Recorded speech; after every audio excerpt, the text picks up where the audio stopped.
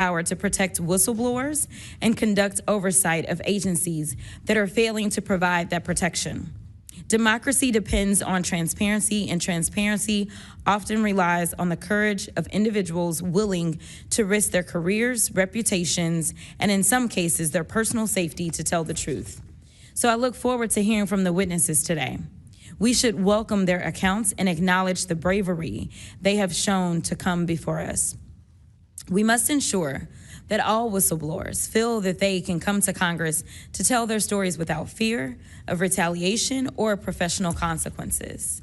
We need transparency, not just to make better policy, but also to ensure that information flows between all those who need it. There are too many tragic examples in our history where information lapses and a lack of cross-agency coordination led to disaster.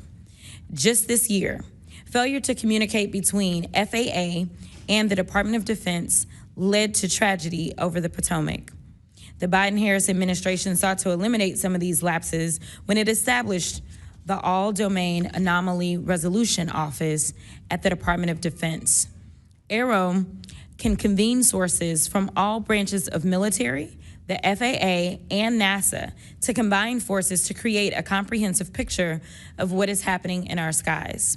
Some UAP reports have perfectly normal explanations: satellites, consumer drones, weather balloons, even pranks. But we need to track down each and every single UAP. The United States has millions of eyes in the sky, both electronic and human. But only the combination of civilian, commercial, and military sources can begin to create a complete picture. So we need to ensure that people can come forward and report what they have seen to the relevant authorities, and they have to have the right to do so without fear of retaliation. This country has a history of dedicated public servants standing up for what is right, even in the face of potential consequences. From the Pentagon Papers to Watergate to torture programs, whistleblowers have not only informed the public, but also empowered Congress to fulfill its constitutional duty of oversight. Past Congresses have written laws to grant legal protection for whistleblowers, and it is up to us to work responsibly with all sources to hold the executive branch accountable. We are here today to listen to the stories of those who have witnessed events of interest to the American people, and to support the policies that cultivate an environment that welcomes and protects whistleblowers. I hope this hearing will be an example of the respect and protection whistleblowers deserve and the importance of conducting oversight of the federal government. I yield back. I am pleased to welcome the panel of witnesses for today's hearing. I'd first like to welcome Mr. Jeffrey Nuccetelli. He's a United States Air Force veteran and a career federal employee with more than 20 years of experience in national security, law enforcement, and public administration. Next, we have Mr. Alexandro Wiggins. Mr. Wiggins is currently serving as a Senior Chief Operations Specialist in the United States Navy. Mr. Wiggins is testifying in his personal capacity today and not on behalf of the United States Navy. Next, I would like to recognize the gentlewoman from Nevada, Representative Titus. Thank you very much, Madam Chairman, ranking members, for allowing me to sit with you on this panel today. I'm honored to be able to introduce a witness here who is from my district, George Knapp, who has been the definitive expert and reporter on this topic that you're exploring today, UAPs or UFOs. George is a longtime friend, I'll say that up front, but a very respected journalist and a recognized expert in this field nationally and internationally. Just a little something about George. He came to Las Vegas in 1979 and joined KLS television station as a general assignment reporter in 1981. Since 1995, he's been the chief investigative reporter for that channel. He also hosts a national radio show you can listen to on Coast to Coast AM, which covers many of the paranormal topics that y'all are discussing. Over the years, George has been, as I said, recognized for his work. He's been honored with the Peabody Award, the DuPont Award, the Edward Murrow Award, and 27 different regional Emmys for his investigative reporting. Indeed, he has told Nevada's story with clarity, with objectivity, and with integrity. So I know that his testimony today is going to be of great interest and value to this committee. So thank you very much. Next, we have Mr. Dylan Borland. Mr. Borland is a United States Air Force veteran and has a long career in federal service. And finally, I'd like to introduce Mr. Joe Spielberger, a senior policy counsel at the Project of Government Oversight. Pursuant to Committee Rule 9G, the witnesses will please stand and raise their right hand.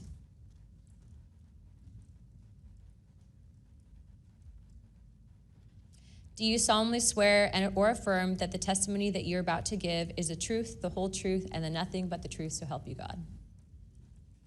Let the record show that the witnesses answered an affirmative. Thank you. You may take your seat. We appreciate you being here today, and I look forward to hearing your testimony. Let me remind the witnesses that we have read your written statements, and it will appear in full in the hearing record. Please limit your oral statements to 5 minutes, but I understand you have a lot to get through, so if it goes a little over, don't worry about it. As a reminder, please press the button on the microphone in front of you so that it is on and the members can hear you. When you begin to speak, the light in front of you will turn green. After 4 minutes, the light will turn yellow, and when the red light comes on, your 5 minutes have expired, and we will ask you to please wrap it up. I now recognize Mr. Nuccetelli for his opening statement. Good morning. Thank you, Chairwoman Luna, Ranking Member Crockett, and members of the task force for giving us the opportunity to testify today. My name is Jeffrey Nuccetelli. I'm a former military police officer with 16 years of active duty service in the U.S. Air Force. I'm here today because the American people have both the right and the responsibility to know the truth about unidentified aerial phenomenon. That truth remains hidden, classified and silenced by fear, retaliation, stigma, and confusion. Today, we are here to help break that silence. Between 2003 and 2005, 5 UAP incidents occurred at Vandenberg Air Force Base, home to the National Missile Defense Project, a top national security priority. At the time, we were conducting launches deemed by the National Reconnaissance Office as the most important in 25 years. These were historic launches. These facilities were vital, and they were repeatedly visited by UAP. Each incident was witnessed by multiple personnel, documented, investigated, and reported up the chain of command. We sent information up, but we got no guidance down on how to handle these events. I personally witnessed one of these events and investigated others as they occurred. 6 other service members have provided me with the information that I will share with you today. The incursions began on October 14th, 2003, when Boeing contractors reported a massive glowing red square silently hovering over 2 missile defense sites. After several minutes, it drifted further east onto the base and vanished over the hills. This event, now known as the Vandenberg Red Square, was referenced by Representative Luna at the first hearing on this topic. Official Air Force records of this event are in possession by AARO and the FBI. Later that night, while I was on duty, security guards at a critical launch site reported a bright, fast-moving object over the ocean. I responded to the incident. Chaos ensued over the radio as the object approached rapidly. I heard my friends screaming, "It's coming right at us, it's coming right for us, and now it's right here." Moments later, I heard them say that it had shot off and was gone. When I arrived on scene, I talked to 5 shaken witnesses who described a massive triangular craft larger than a football field that hovered silently for about 45 seconds over their entry control point before shooting away at impossible speed. About a week later, another patrol reported a light over the ocean behaving erratically. Believing it might be an unannounced aircraft, they declared an emergency, and an armed response force responded.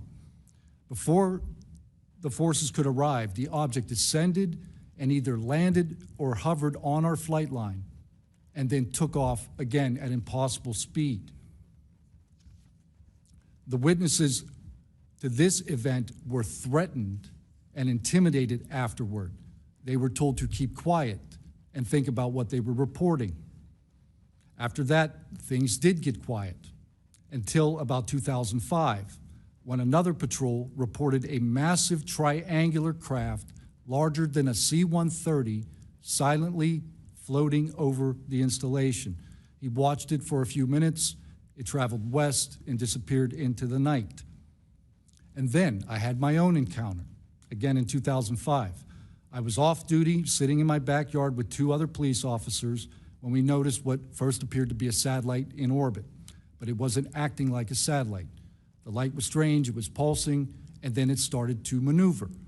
It dropped in elevation. At times it would vanish from view and reappear in a different location in the sky, and eventually it reappeared 200 feet over my house. It was a 30-foot diameter sphere of light. My friends and I watched it for a moment, and then it gently accelerated and traveled up and disappeared into the stars. These events profoundly changed my life and the lives of my friends. We stand at a pivotal moment in history. The question is no longer whether these events are real, but whether we have the courage to face them. True leadership requires vision, a willingness to confront the unknown with transparency and resolve. So I ask the Congress to help we, the people, enact this vision. There are three goals: fund independent research and treat UAP study with the same seriousness as we would any other scientific field. 2, end secrecy and overclassification. Transparency is the foundation of truth. Without it, witnesses like us are dismissed. 3, protect the witnesses. Many stayed silent out of fear for their careers, reputations, and the safety of their families. Protect them, and you will embolden others to join this cause. These phenomena challenge our deepest assumptions about reality, consciousness, and our place in the universe. Exploring them can unlock transformative breakthroughs in technology, biology, and human understanding. Let this be the moment when America chooses courage over fear, transparency over secrecy, and progress over stagnation. Let's show the world that our nation leads not only through strength, but through fearless pursuit of the truth. Thank you. Thank you, Mr. Nuccetelli.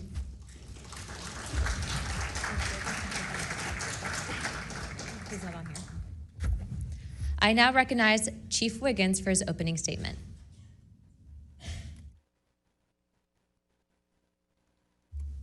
Please press your button. Thank you. Good morning, Chairwoman Luna, Ranking Member Crockett, and members of the task force and the committee. Thank you for the opportunity to testify today. My name is Alexandro Wiggins. I'm an active duty U.S. Navy Operations Specialist, Senior Chief Petty Officer, father of 3, and dedicated American testifying today in my personal capacity. The views I share are my own, and I do not represent the official positions of the Department of the Navy or any subordinate organization. On the evening of February 15th, 2023, at approximately 19:15 PST, in the Whiskey 291 warning area off the coast of Southern California, I was serving on board USS Jackson. During that period, I moved between the Interior Communications Center, ICC-1, and the bridge wing, correlating the sensor picture with visual observations, part of my routine responsibilities for surface and air picture management. What I observed and what our crew recorded was not consistent with conventional aircraft or drones as they appear on our system. A self-luminous tic-tac shaped object emerged from the ocean before linking up with 3 other similar objects. The 4 then disappeared simultaneously with a high synchronized, near instantaneous acceleration. I observed no sonic boom and no conventional propulsion signatures, no exhaust plume, no control surface articulation on the Sapphire image system. Shortly after the synchronized departure, radar tracks dropped. These observations were multi-sensor and recorded inside of ICC-1 with time location overlay visible in our source frames that have been made public by journalists. From my experience operating in this region over many years and consistent with our public characterized encounters, unidentified objects reoccur in United States operation areas off Southern California. That fact alone does not tell us what they are, but it does argue the systematic stigma-free reporting and for the preservation of sensor data so analysts can evaluate safe and intelligence implications with rigor. I want to underscore 3 points for the task force and the committee. Aviation and maritime safety. When crews and watchstanders observe objects that maneuver or accelerate in ways that does not match known profiles and do so near our ships and aircraft, that is first and foremost a safety issue. Standardized checklists and training should ensure we capture the best possible sensor data in real time, including IR settings, slant range estimates, and bearing and range altitude snapshots, and immediate chain of custody for any recordings. Reporting without stigma, protection without retribution. Sailors need to know that reporting UAP encounters will not harm their careers. Congress can help by reinforcing witness protection and by directing the relevant office to maintain confidential, destigmatized channels for service members who step forward with data. Declassification and transparency where possible. The task force declassification mission is directly relevant here. Where operational security permits releasing metadata preserved sensor excerpts or at least technical summaries would improve public trust and accelerate outside scientific scrutiny. That includes, when feasible, the time geo-reference IR frames and radar parameters needed for independent analysis. To be clear, I am not here to make claims beyond my lane. I am here to provide a firsthand account of what I saw, what our systems recorded, and why it matters for safety, for intelligence, and public confidence. My request to you is practical. Help us capture, protect, fairly evaluate the evidence, and provide a safe pathway for those in uniform to report it. In closing, I want to thank the committee and the task force for holding this hearing and for placing this discussion in a forum where evidence can be examined carefully and openly. I appreciate your attention and stand ready to answer your questions. Thank you. Thank you, Chief.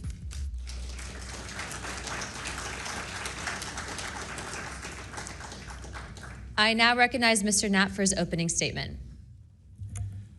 Good morning, Chairwoman Luna, Ranking Member, Ms. Crockett, and members of the task force. And Dina Titus, I just knew we were going to get you involved in this topic at one point. Great to see you here.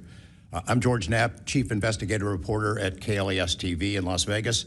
I began my pursuit of this weird mystery way back in 1987, and for 38 years, I've always approached this as a news story. It's not a matter of faith or belief. To me, it's a story, and it's an important one. I'm proud to be here alongside these witnesses today, men who have seen strange things and stepped forward to tell the world about it. Whistleblowers and witnesses who step up are routinely insulted, belittled, or worse. They risk their reputations, their careers, their clearances, their livelihoods, and sometimes much more than that, even their freedom. I know that one of the goals of the task force here is to figure out ways to protect whistleblowers and witnesses, and it's a tall order because so many of the things that happen to witnesses like these are extra legal. They're carried out by persons unknown, as Mr. Dave Grush, sitting up at the top of the room, knows all too well, including events in recent days that have happened to him. I want to share a couple of things that I've learned along the way on this long journey, and I submitted most of that in written form because I estimate that my statement here today would take about 4.5 hours, so I'm going to try to jump over and touch on the more important salient points.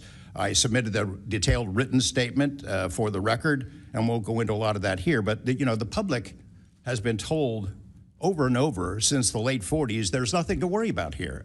These mysterious craft seen by millions of people in the skies, in the oceans, over the land are not real. They're not a threat. The witnesses are wrong. They're crackpots. Don't believe it. That changed for me. What got me hooked is the paper trail. Documents that were squeezed out of the U.S. government after the FOIA, Freedom of Information Act, became the law of the land.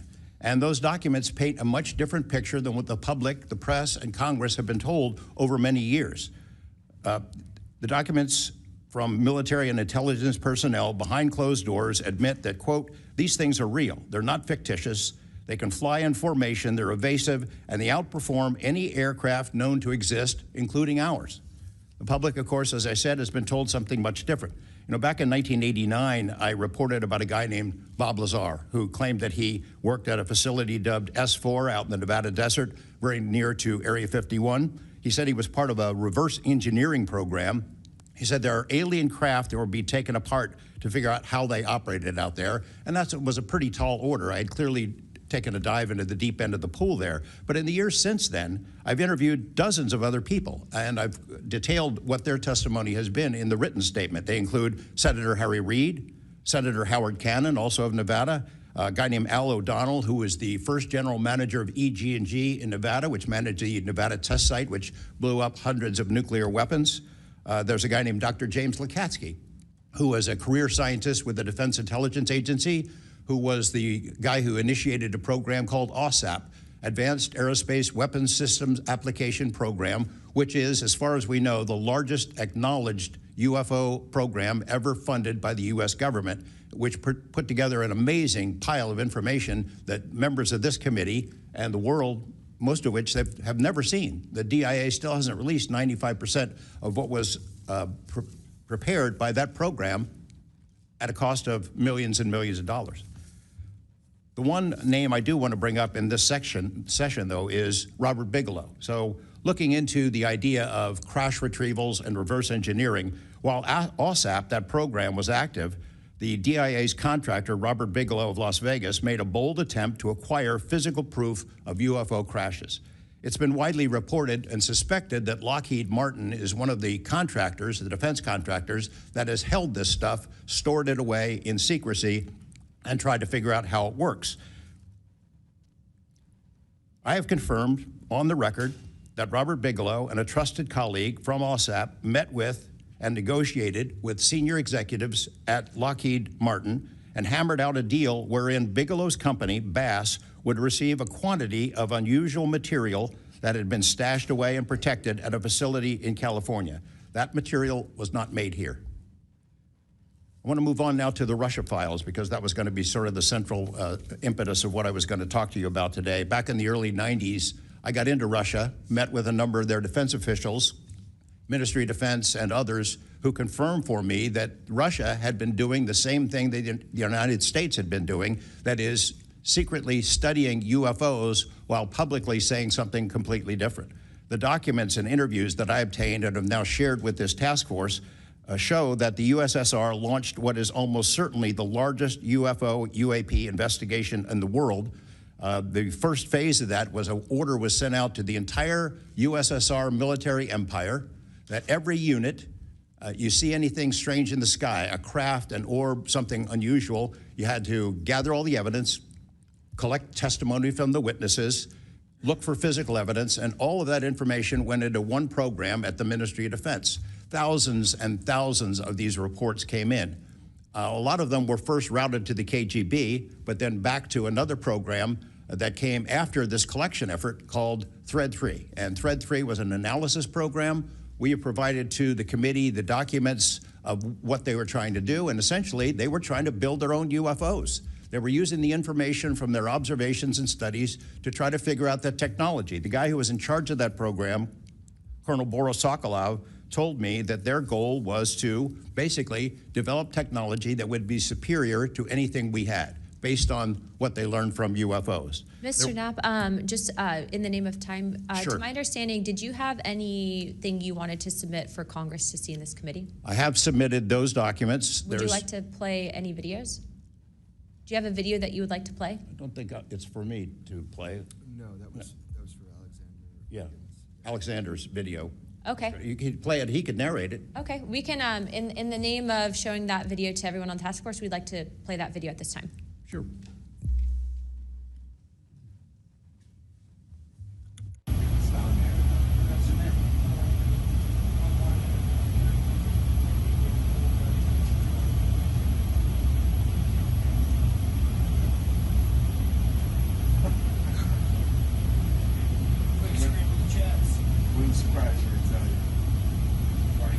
You call it the VVSS team. Yeah,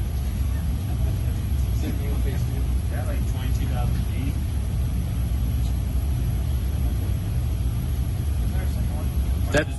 That shit took off earlier.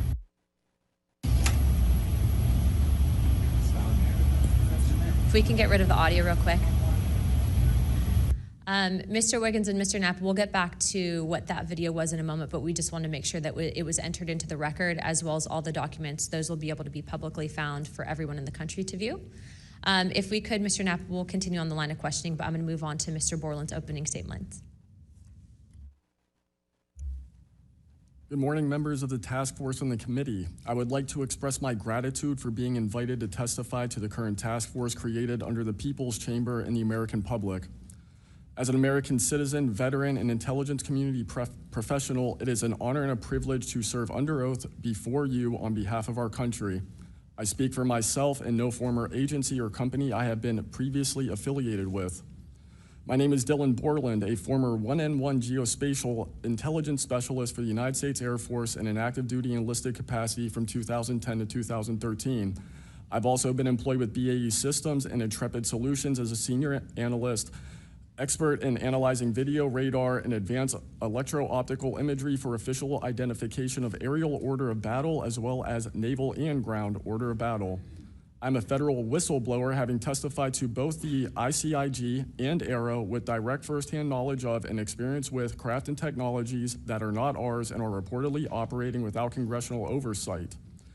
Because of my direct knowledge of the reality of certain legacy UAP programs, my professional career was deliberately obstructed, and I have endured sustained reprisals from government agencies for over a decade. From 2011 to 2013, I was stationed at Langley Air Force Base, Virginia, conducting 24-hour operations via manned and unmanned aerial vehicles for Special Operations Forces in the global war on terror. During the summer of 2012, my team was on standby for weather, and I returned to my barracks on base, and at approximately 01:30, I saw an approximately 100-foot equilateral triangle take off from near the NASA hangar on the base. The craft interfered with my telephone, did not have any sound, and the material it was made of appeared fluid or dynamic. I was under this triangular craft for a few minutes, and then it rapidly ascended to commercial jet level in seconds, displaying zero kinetic disturbance, sound, or wind displacement. Some years after that experience, I was further exposed to classified information from the UAP legacy crash retrieval program through a sensitive position I held within a special access program. During this time, intelligence officers approached me in fear for their own careers, citing misconduct within these programs and similar retaliation that I was already enduring at this time. These issues include medical malpractice committed by Veterans Affairs staff, denial of work I performed while enlisted in the United States Air Force, forged and manipulated employment documents, workplace harassment, including colleagues being directed to not speak with me, manipulation of my security clearance by certain agencies, blocking, delaying, and ultimately removing my ability to be employed within the IC. The retaliation I face and the retaliation against individuals I know who worked in these programs is what convinced me in March 2023 to become a whistleblower. I came forward out of concern for people's lives and to ensure I did everything I could to let our elected representatives know the truth about what is really happening in the executive branch. At the end of March 2023, I agreed to meet with AARO following the suggestion of other federal officials believing it was what our nation required of me. I had reservations with AARO due to assessments they were reporting publicly at the time as a misrepresentation of the truth. Because of these concerns, I did not share sources and methods information in order to protect current and former federal personnel who had firsthand exposure to technologies of unknown origin. I did not want anyone to face further retaliation beyond what they had already endured. And unfortunately, a staff member ended up getting in some trouble because of that. After David Grush testified under oath in the summer of 2023 and provided historic disclosure, I was then asked to go to the ICIG and did so in August 2023. It was very clear early on during my intake interview, which was video recorded under oath, that the objective was to solely assess how much I know and not move forward with an investigation with new information I provided them. The aftermath of that IG complaint still troubles me to this day. Since my ICIG complaint, I've been prevented from resuming prior employment and can confirm I'm still blacklisted from certain agencies within the intelligence community. In addition, multiple agencies attempted phishing attacks to assess what I had divulged to the Inspector General, including being asked to disclose details of my ICIG complaint during a CI polygraph for a position unrelated to UFO UAP matters as recently as November 2024. As I sit before you today, I and many other whistleblowers have no job prospects, no foreseeable professional future, and a nation every single one of us came forward to defend. Numerous individuals have come forward in various ways to reveal the truth of the UAP reality as patriots and defenders of our nation. Yet many feel discarded, isolated, hopeless, separated from the country they serve. Efforts to rectify this situation for all whistleblowers have been difficult and troubling. And to my fellow whistleblowers and officials who know this information, I offer you my apology, something that I have never gotten, and I'm giving it to you. I swore an oath to the Constitution of the United States, an oath that demands truth and transparency for our democratic republic to function. Each day, these truths remain hidden from our citizens. Humanity drifts further from the principles our nation was founded to uphold. Each day, victims of crimes committed by agencies and companies maintaining this secrecy are denied justice as another day our Constitution is shredded.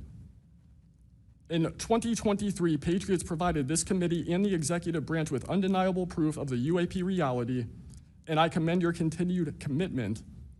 The future of humanity is one which we either travel to the stars or regress to the Stone Age with this technology. My career has been to deliver critical information to decision makers. Your role as elected by your representatives is to act on it. The time to act is now. Thank you.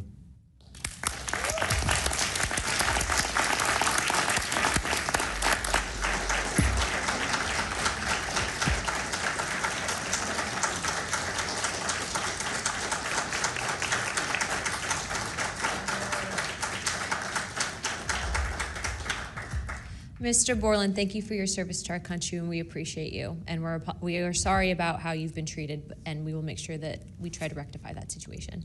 Thank you, ma'am. Mr. Spielberger, please, your opening remarks. Chairwoman Luna, Ranking Member Crockett, and task force members, thank you for the opportunity to testify here today about the importance of strengthening whistleblower protections, especially in the context of national security. I'm a senior policy counsel at the Project on Government Oversight, a nonpartisan independent watchdog organization that investigates and exposes waste, corruption, abuse of power, and when the government fails to serve the public or silences those who report wrongdoing. Whistleblowers are the first line of defense to root out waste, fraud, abuse of power, and corruption in our government. Congress relies on whistleblowers so that it can fully exercise its oversight and legislative authorities. It's understandable that former presidents of both parties have often taken a hostile approach toward whistleblowers. Their disclosures can embarrass the president and their political party or even lead to a national scandal. But whistleblowers continue to play a vital role during both Democratic and Republican administrations. They help Congress and the public identify and understand what government corruption looks like. Their disclosures fuel investigations and allow us to address wrongdoing and hold those responsible to account. That's why historically there's been a strong bipartisan consensus in Congress to support and protect whistleblowers. Doing so protects the country and ensures our government is more responsive and accountable to the people. National security whistleblowing in particular is a tradition going back to the founding of our country, and over time, national security whistleblowers and their disclosures have impacted some of the most fundamental issues and questions about how we wish to be governed and how our government can better serve its people. From the role the U.S. plays around the world to holding powerful actors accountable, government ethics and transparency, human rights and civil liberties, executive branch authority, First Amendment freedoms of speech and dissent, freedom of the press, and the public's interest and right to know. Despite this invaluable public service, blowing the whistle comes at great personal risk. Whistleblowers risk losing their jobs, careers, livelihoods, and reputations. They can face retaliatory investigations, lawsuits, and even serious criminal charges. And they can endure deep mental, emotional, and psychological harm. All of that risk to speak the truth, to ensure that agencies fulfill their core missions, and that they serve the best interests of the people. Those who retaliate against whistleblowers don't just violate their legal rights, they inflict real harm on our government and betray the public's trust. Targeting whistleblowers instead of the corruption they expose wastes agency resources and further allows that corruption to continue unaddressed. It can instill a chilling effect across an agency, fostering a climate of fear and distrust, quieting dissent and free speech, and deterring potential whistleblowers from coming forward in the future. Whistleblowers are often some of the most dedicated and principled public servants we have because of their willingness to put themselves on the line to do what's right. And Congress has historically supported them, again, on a bipartisan basis, but unfortunately, whistleblowing has increasingly become more politicized, with support for whistleblowers often hinging on which party is in power and which party is politically inconvenienced by the misconduct being exposed. But to be clear, targeting whistleblowers individually risks undermining whistleblowing, period.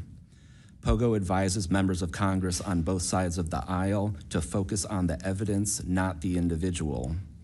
We will always need whistleblowers to achieve the government that best serves its people, because when people of conscience, integrity, and good character refuse to speak up out of fear, complacency, or self-preservation, and leave corruption to fester behind closed doors, that is probably the most dangerous risk of all. If we are serious about increasing government transparency and restoring the public's trust, we need public servants committed to the truth. Whistleblowers need safe and effective channels to make lawful disclosures. They need stronger protections against retaliation, and when they do face retaliation, they need a fair shot to be made whole. Congress has made strides to pass whistleblower legislation, and these laws need to be updated and expanded so that whistleblowers truly receive the protections they need, retaliators are held accountable, and we can achieve the type of government the people deserve. We strongly urge Congress to continue its historic tradition of championing the rights and protections of all whistleblowers. Thank you again for the opportunity to testify here this morning. POGO is committed to working with you and the Oversight Committee to address these critical issues. I look forward to any questions. Thank you, sir, very much. Additionally, without objection, the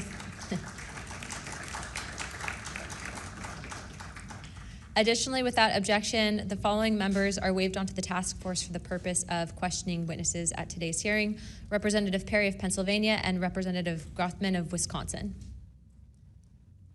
Sorry, what is it? And Representative Biggs from Arizona. I already forgot you, but yeah, we're good. Without objection, so ordered. I now recognize myself for 5 minutes of questioning. As my friend Mr. Moskowitz might have to go, would you like to go now? Okay, all right. Mr. Borland, in your testimony, you described witnessing large triangular craft while stationed at Langley Air Force Base in 2012. Can you explain what you observed in terms of size, behavior, and why you're confident it was not conventional technology? Great question, ma'am.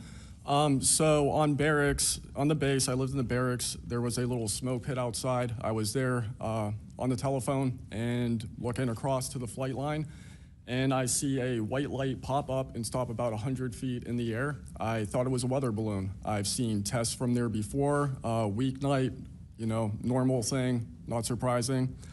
I actually finished my cigarette and I began walking up towards the flight line. There is a track, and because I was on 3 months of night work, I would walk the track at night when we were weathered down.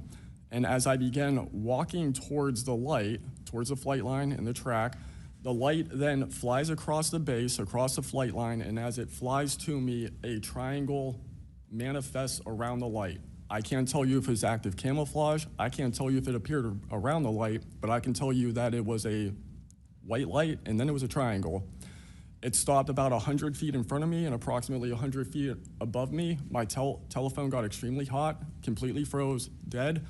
I remember how thick it was. It was between 1 to 2 stories thick, equilateral triangle. I could never see the top of it, and the edges were 90 degrees. There were 4 lights in total, 1 light on each corner and a larger light in the center, 2 to 3 times the size of the corner lights. But what was really odd was the outside. The best way to describe it is like looking at a James Webb telescope picture where you have the colors and then the black background. So the craft itself was this black metallic flake paint, but on top of the craft was this gold, lava, plasma, some type of fluid going over and around the craft. I'm under this for about 2 to 3 minutes, and then the center light flashes 2 to 3 times, no sound, immediately shoots up to commercial jet level minimum, in my opinion, and I immediately feel static electricity all over my body, and then I smell the smell of after a thunderstorm or lightning storm, that really strong summer thunderstorm smell. Gets up to flight level, I'm trying to get my phone reset, and I can only see the center light at this point. If I didn't actually see it take off, I would have thought it was a star. And then it hovers up there, and it begins to slowly move due east out over the Atlantic Ocean. I finally got my phone reset. The entire thing was about, from the time I saw the light pop up near the hangar until it took off out over the ocean, was about 15 minutes. And following up to that question, after you disclose this information to the intelligence community, Inspector General, you're subject to phishing attempts and job blacklisting. How widespread do you think this is across the intelligence community for those who raise concerns regarding UAP programs? It's a difficult question to answer. I think prior to David Grush and people beginning this process of bringing people into awareness of the reality of these programs and certain things people have witnessed, probably extremely widespread. I think today there's still an issue, but because people are able to come before you and people are speaking out, I think it has been somewhat less. I would hope, though, that people would, because if this goes back into closed doors, this is going to get really ugly. What type of behavior have you witnessed from former AARO Director Sean Kilpatrick as well as his staff in relate to this information you provided to them? Did they ever try to classify this information as non-human technology? Good question. The problem with this is that I know what I experienced firsthand, and I know other things. I think the staff at AARO that I met with in March of 2023, I think they were good people doing the job they were told to do. I did not meet with Kirkpatrick. He was either not present or did not want to meet me that day.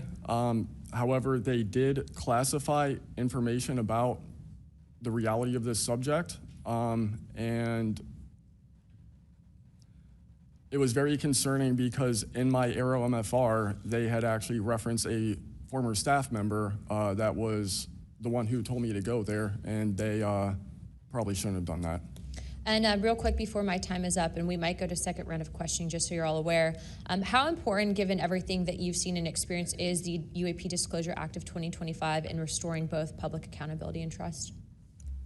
I think very important. I would hope, though, that the 7-year window could be shrunk, my opinion, but very important. The truth needs to be known. Thank you very much. I now recognize Jared Moskowitz of Florida. Thank you, Madam Chairwoman. Thank you for allowing me to wave on to the committee. I remember, the last committee when we had a bunch of former military personnel folks that either served on bases, were pilots, or were in different programs experiencing knowledge. It made me recognize that the narrative has changed, right? It's politically convenient for the government if you all weren't military folks in suits It would be much better if you pulled up in Winnebagos and were wearing hats. And so the picture of this, because that's important for the American people on how you tell a story, what the message looks like, and who the messenger is. So this is now the second or third committee where we have former military folks with impeccable records, with information and knowledge. And it's definitely clear on a bipartisan basis that we have to protect our whistleblowers. There's no doubt.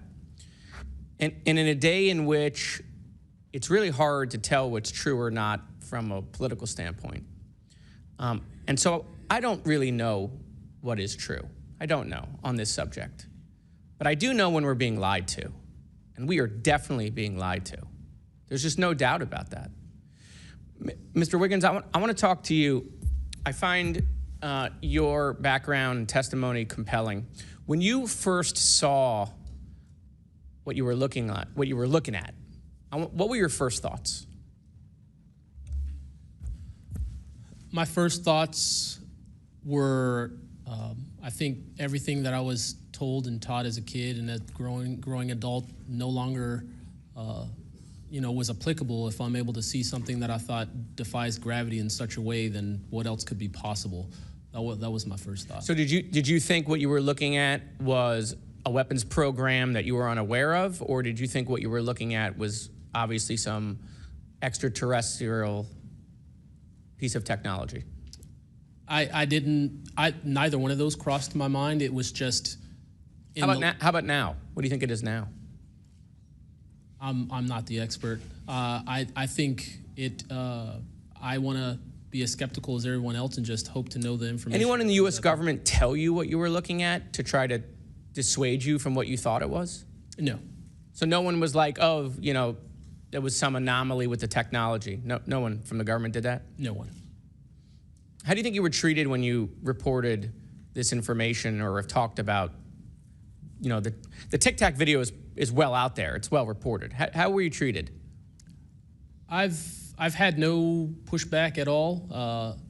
I haven't had anyone reach out to me or try to, dissuade me in either direction, militarily speaking. So I was treated fair, and I appreciate the Navy itself with assisting me with coming here to being able to testify. That's good. So what do you think the American people should take away from watching your video, right? Because when we watch it, obviously, right, we've never seen anything like that. It defies what we know to be technologically possible. What are we supposed to think? Someone's lying about something. Someone's hiding something, right? That's not normal what you looked at. I think what the American people should think when seeing that video, along with others before me, is that there is something out there, and we should know as the people what it is.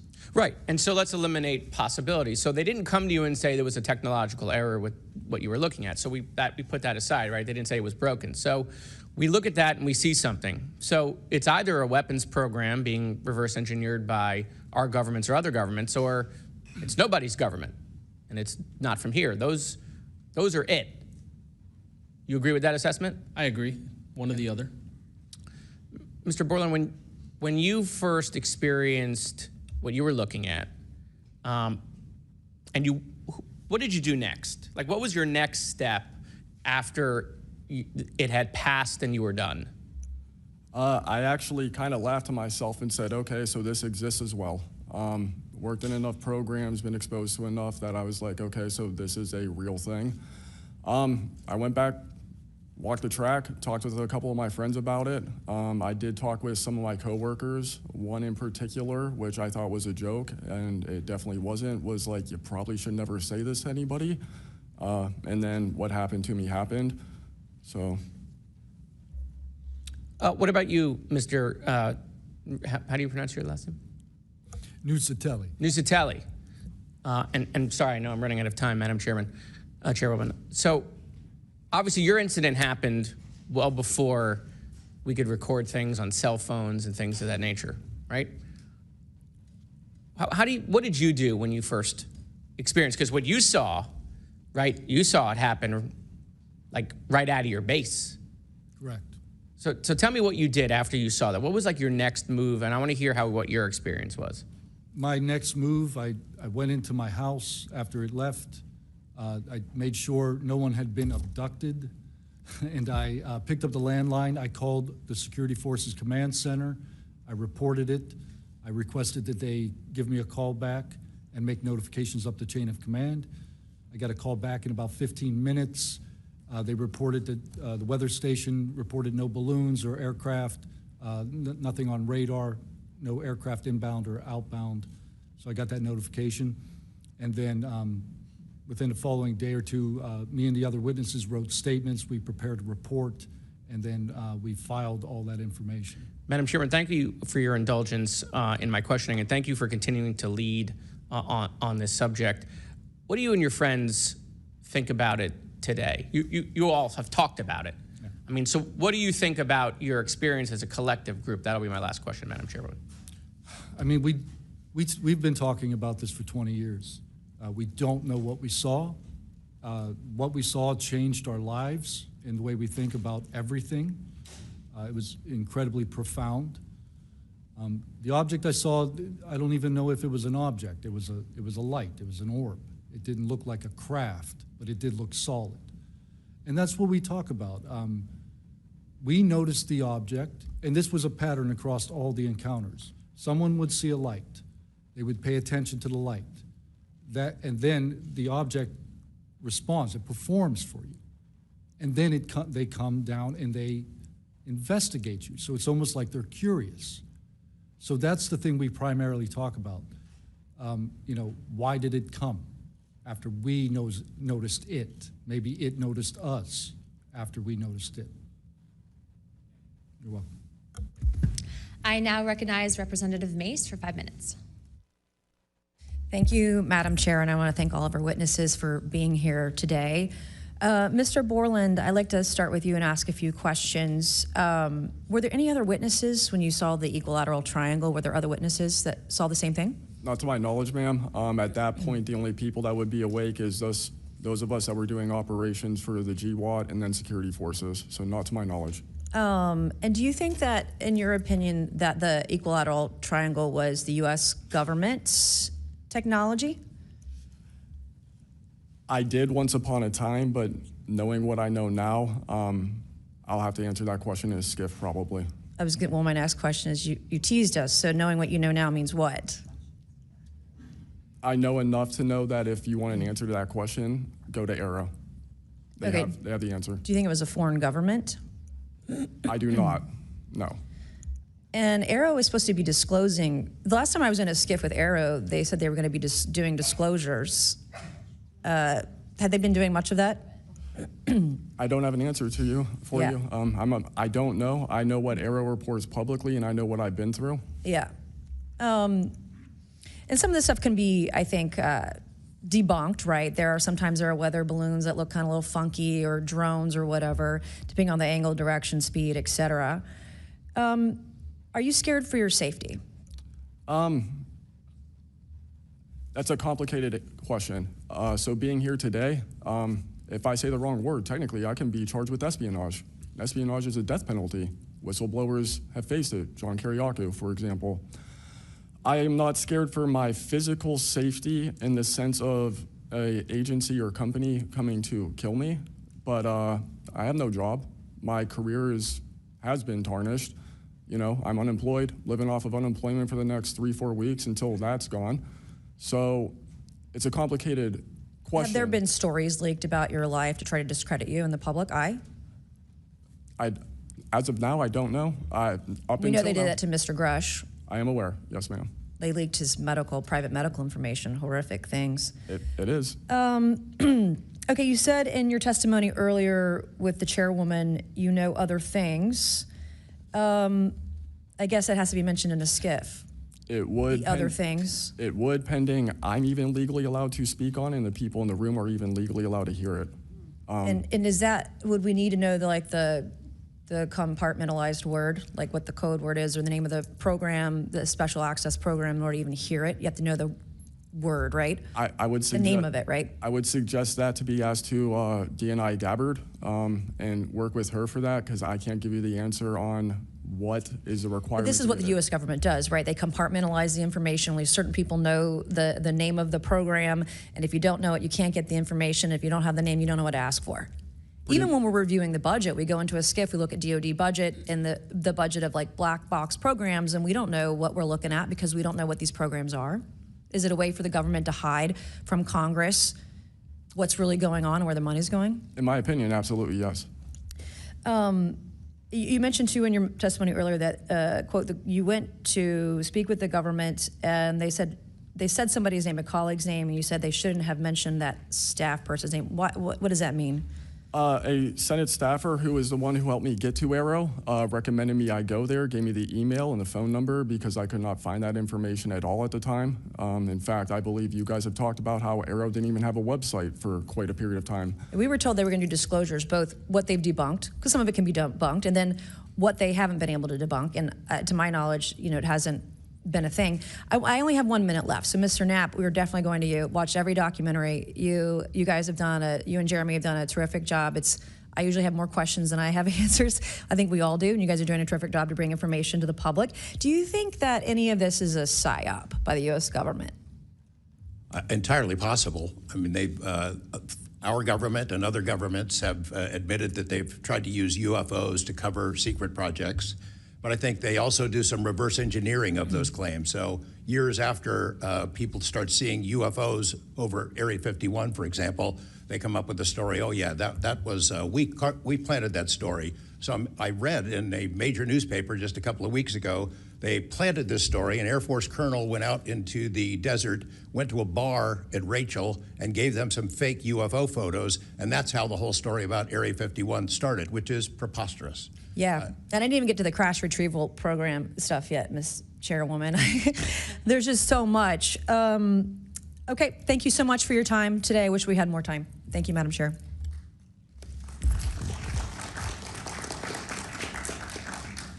I now recognize Ms. Crockett for 5 minutes. Thank you so much, Madam Chair, and thank you so much to each of the witnesses that have come before us today.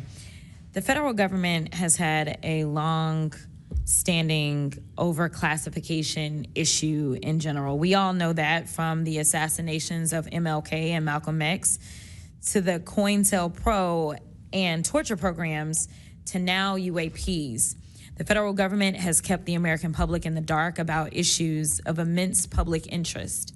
The federal government has routinely made excuses for failing to provide transparency to the public, the most common of which is national security concerns.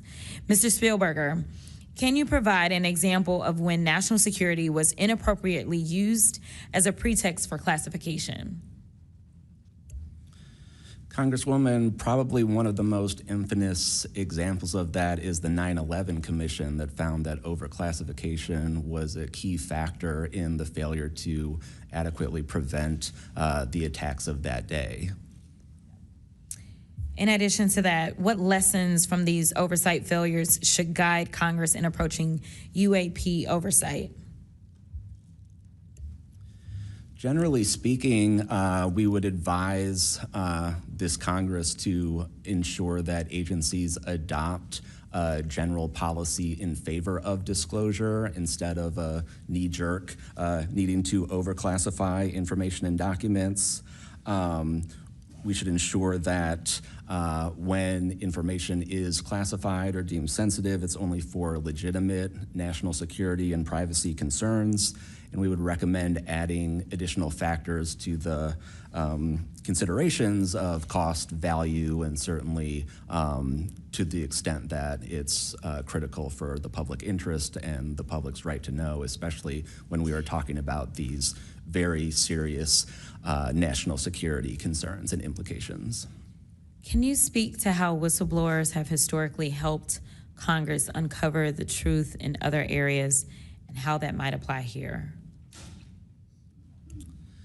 Absolutely. So again, Congress has always relied on whistleblowers coming forward and making disclosures in a number of different issues across different agencies, anything from national security to airline safety, railway safety, environmental concerns, workplace health and safety, a lot of issues coming out of the COVID pandemic, for example. Whistleblowers have come forward with important disclosures on just about any critical issue affecting our government and affecting the American people, all of which have grave implications for the rights and protections that we have and how we live our lives in communities across the country. How important is it for whistleblowers to have strong protections when it comes to UAP-related disclosures or disclosures of other topics of excessive government secrecy?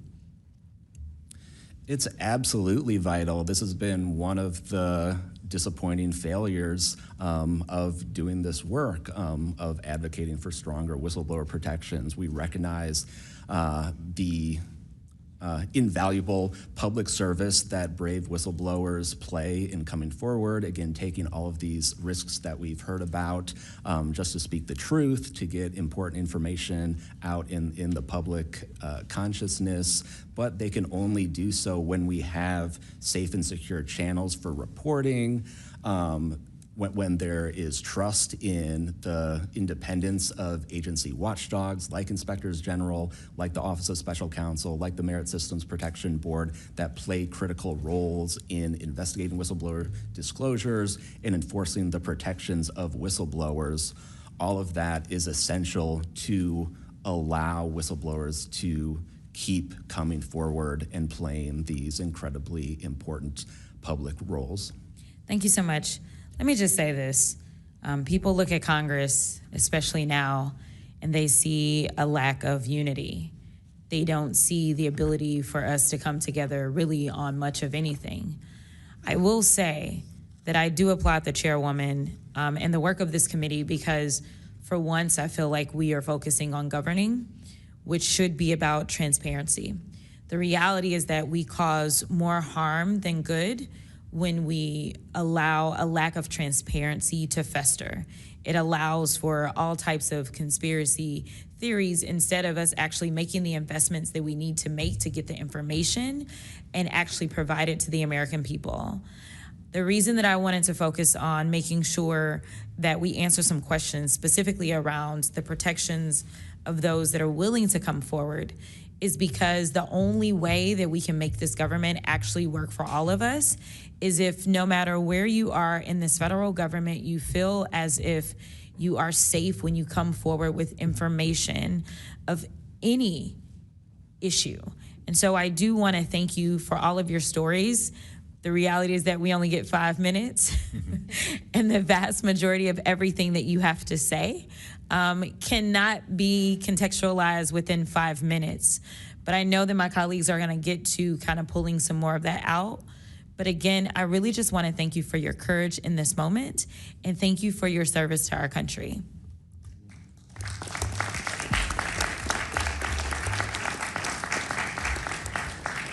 I now recognize Mr. Burchett from Tennessee for 5 minutes.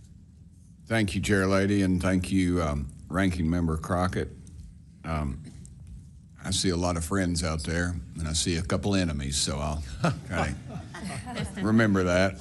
But it's a pleasure being here. I want to remind people, too, this thing is an ongoing deal. We're not going to get this overnight. We've been fighting this battle, some of y'all, for 30 years and maybe longer. I hope we just keep focused on what we're trying to get to is total disclosure.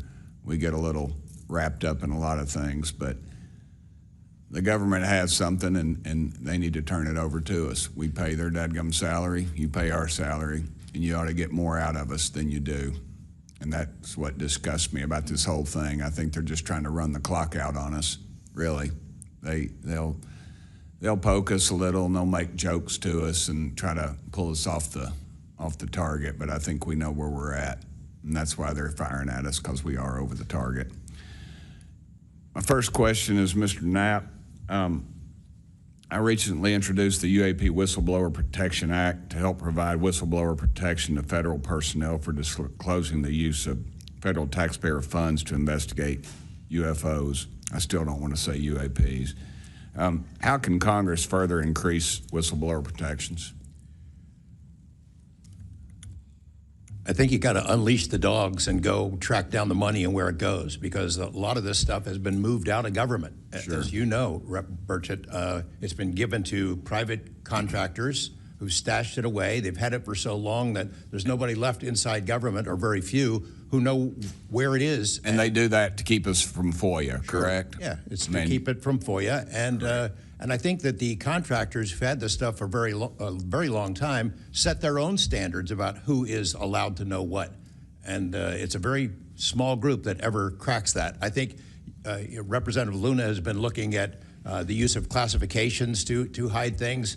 I'm not sure that even this committee getting security clearances that should allow you to see this stuff would allow you to follow where it really goes. I worry about the people that are looking at it and don't even know what they're looking at. I mean, it's gone through so many, I mean, since Roswell, for instance. I mean, you think there's nobody even alive that was around any of that stuff. Yeah, so. I don't think they've made much progress from the people that I've talked to. I don't think they've made much progress in learning that technology. Might have made some, but you wonder, you know, the implication is tic-tac. Oh, yeah, that's ours. What flew over Washington, D.C. in '52, is that ours too? When are you going to break that out? You guys authorized tens of billions, hundreds of billions of dollars on weapon systems that can't do half of what we've seen UFOs do. So when do they break this out? If it's really a classified project, could change the world.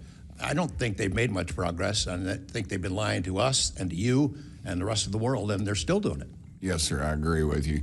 How did you manage to obtain the classified Russian UAP documents, and how did you get them back in the United States?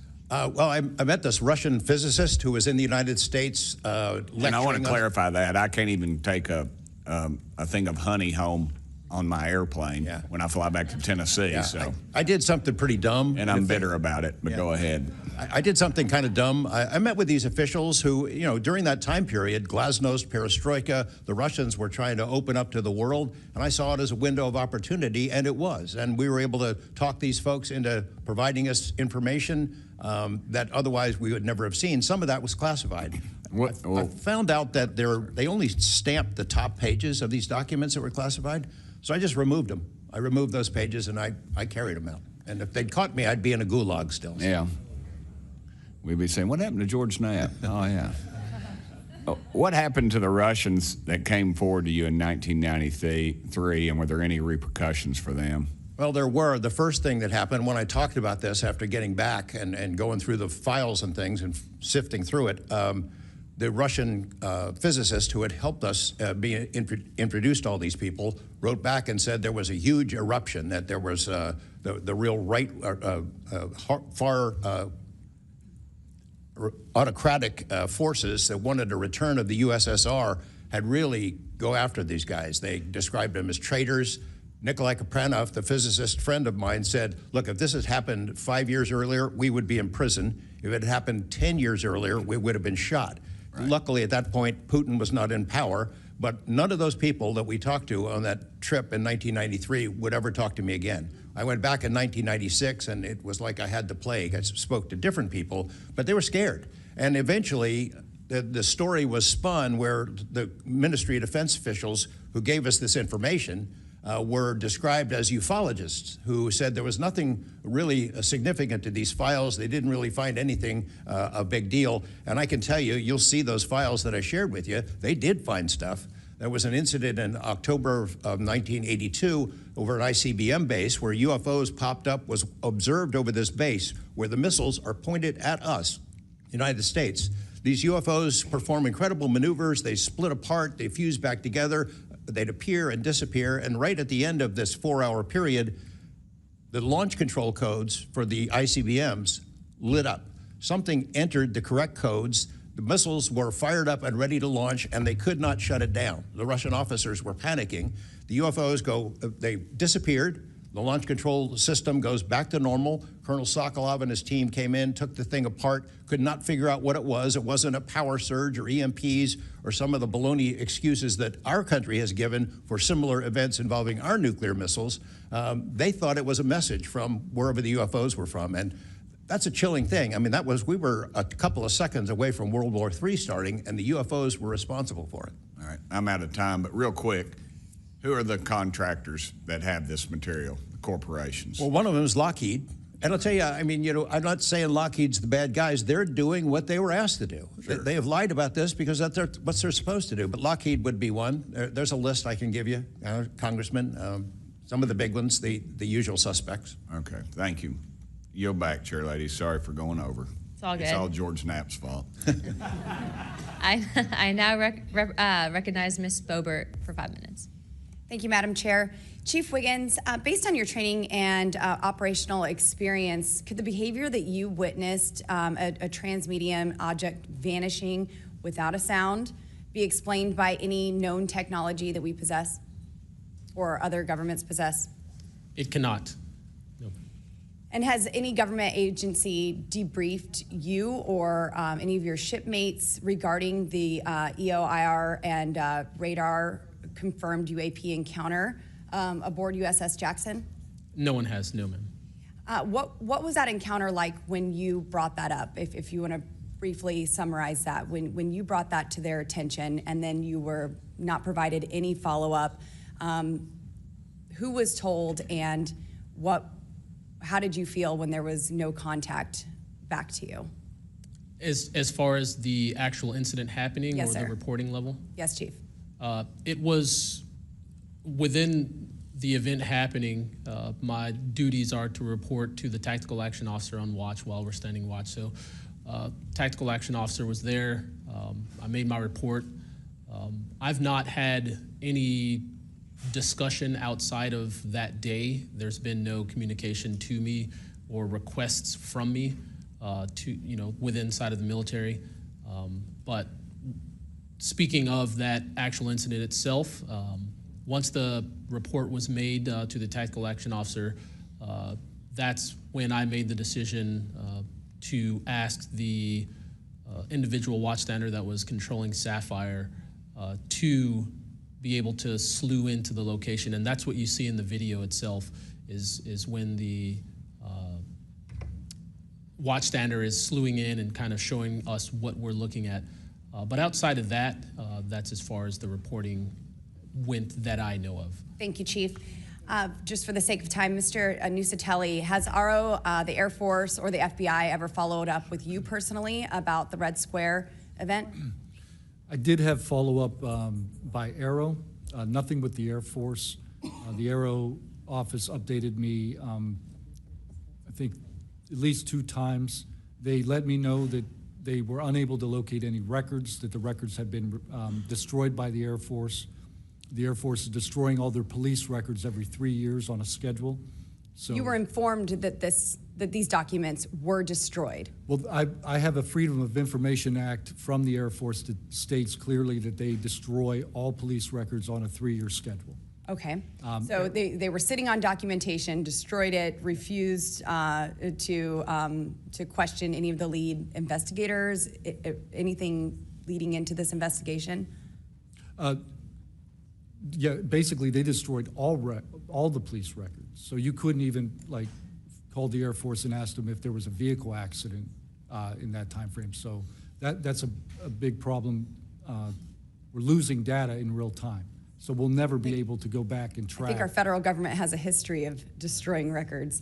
Thank you very much, Mr. Nuccetelli. Dr. Borland, as a geospatial intelligence officer, have you seen classified data indicating UAPs operate in restricted U.S. airspace, and has that information been withheld from Congress? I have not in U.S. airspace. That is intelligence oversight, so I did not have domestic authorities. After filing your Inspector General complaint over retaliation inside the Pentagon's UAP office, did you receive any kind of protection or just more retaliation? Within the IG or AARO, ma'am? Either. AARO, they went after the staff member and classified everything, shut that down. The IG, to this day, I don't even know if my complaint's active. I know my attorney that represented me was very, very, very concerned. And the best of my understanding, I was determined credible, not urgent. And do you think that experience would suggest that the internal UAP investigations may be compromised? Possibly. I mean, it's so hard because this goes back to people doing the job they're told to do, and very few people are going to want to give up their careers, 20, 30-year pension, get rid of their kids' health care, get rid of their house. It's possible, yes. Yes, thank you very much, Dr. Borland. Mr. Spielberger, do national security whistleblowers currently have any external appeals processes to challenge retaliation, or are they just stuck relying on the same agencies that they're accusing? Congresswoman, this is one of the biggest concerns that we at POGO have, basically around the independence of investigations and accountability for retaliation. Basically, yes, national security whistleblowers have to rely on internal administrative processes that go through agency inspector generals. There are some differentiations, but the bottom line is that they are forced to rely on protection from the same agencies and people who they are alleging retaliated against them. Yes, well, I thank you all for your bravery. We are out of time here. Thank you so much for coming forward, and we will do everything that we can to ensure that you are all protected. Thank you for trying to bring truth and transparency to the American people. Madam Chair, I yield. I now recognize Mr. Burleson for about 5 minutes. Thank you, everyone. It takes such great courage to come forward, and we acknowledge that, and I hope that you see that we are taking that seriously. And so very thankful for what you're doing today. I'm also very thankful for previous witnesses that have come forward. I see Matthew Brown in the audience. He courageously stepped forward and was as a witness. I encourage everybody to look and seek his testimony. I want to thank the people that came in our first hearing: Ryan Graves, David Grush, David Fravor. And in our second hearing, Admiral Gallaudet, Lou Elizondo, and Mr. Gold. And the many others that have come forward. We hear you, and it's time that we, enough is enough. It's time that we take action. Look, I'm not jumped to the conclusion that I believe that there are, aliens coming from another planet. But I'm open to that.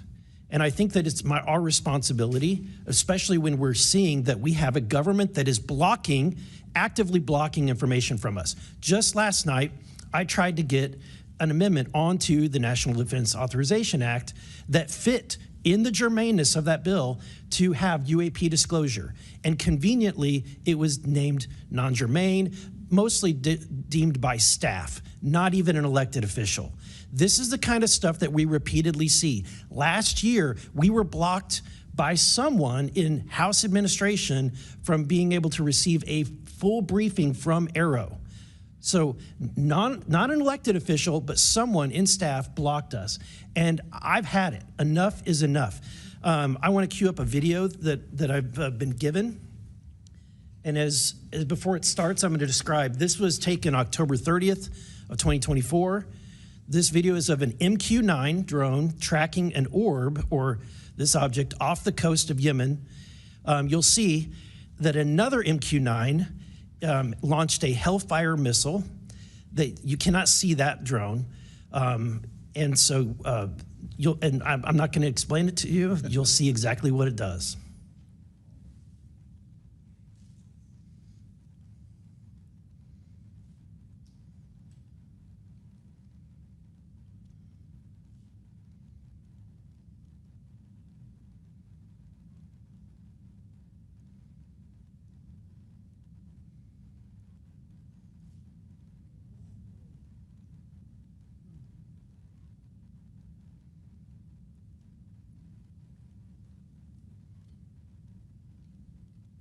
This is when it zoomed out, so you can still see it traveling.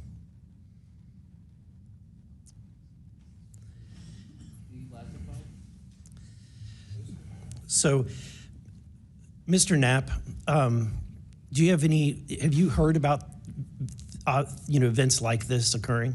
And what information might you have? I have heard about events like this. I have heard about this event. Jeremy Corbell and I talked about it in one of our episodes a while back. We did not have the video, though.